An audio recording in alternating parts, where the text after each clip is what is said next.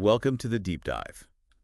So today we're going to trace the evolution of popular cannabis strains out in California. Looking at how we went from those heavy gas strains to sort of candy types that are big now. Exactly. And it's interesting, right? Because it shows how tastes change, not just in cannabis, but kind of everywhere.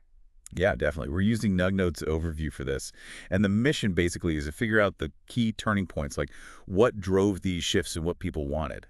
Right. So should we start back in the OG Kush days, the 90s, early 2000s? Let's do it. OG Kush.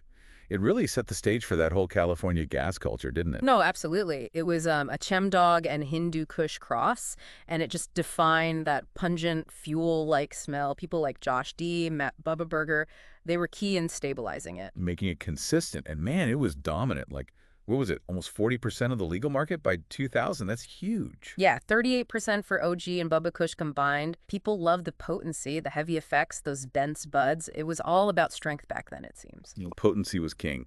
But the East Coast had its own thing going on too, right? Like, it wasn't all just gas. Yeah, totally different scene. New York had sour diesel, AJ's sour diesel specifically. That was Chemdog crossed with Super Skunk, very citrusy fuel aroma. Chelsea Morning Fuel, wasn't that the nickname? That's the one. And it had like 26% THC, really popular with a diverse crowd, Wall Street types, bike messengers, artists, you name it. Interesting. And there was Piff Haze too? Right, from Piff Coast Farms, that was more incense-heavy, piney, resinous, a very distinct East Coast haze profile. Okay, so distinct regional tastes.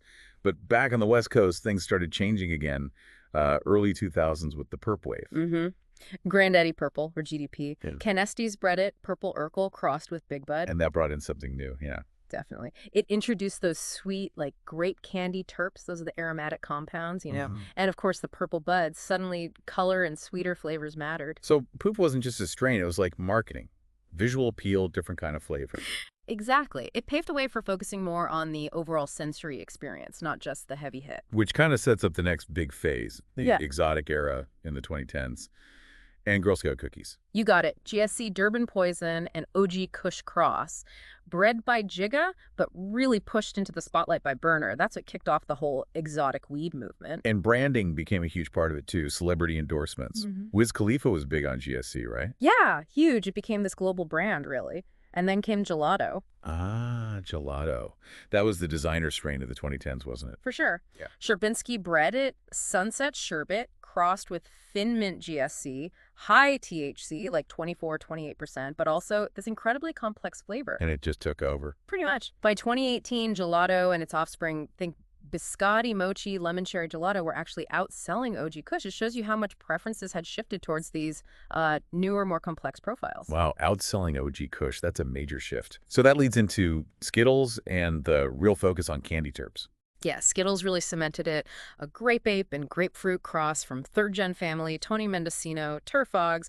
It was all about those tropical fruit, super sweet candy notes. Even if the yield wasn't always the best. Right. The trade-off was that amazing aroma and flavor. That became the priority for a lot of consumers.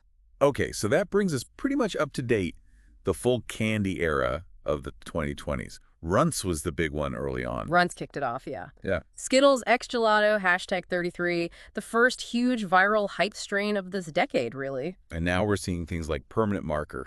Permanent Marker from Seed Junkie and Doja Pack. That's Biscotti X, Jealousy X, Sure BX.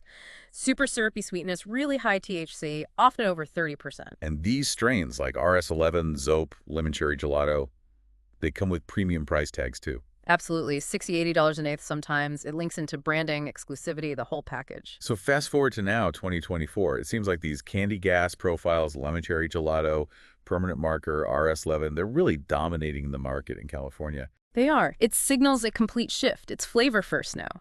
That intense gas is still there sometimes, but it's paired with these really prominent, sweet, fruity, candy-like notes. It's a wild ride seeing it evolve from pure potency focus to this flavor explosion. It really is. From gas to candy, driven by breeders, branding, and ultimately what people like you want to experience. So thinking about how fast this all happened, Yeah. It makes you wonder, right, what's the next big flavor trend going to be? What profiles haven't we even imagined yet?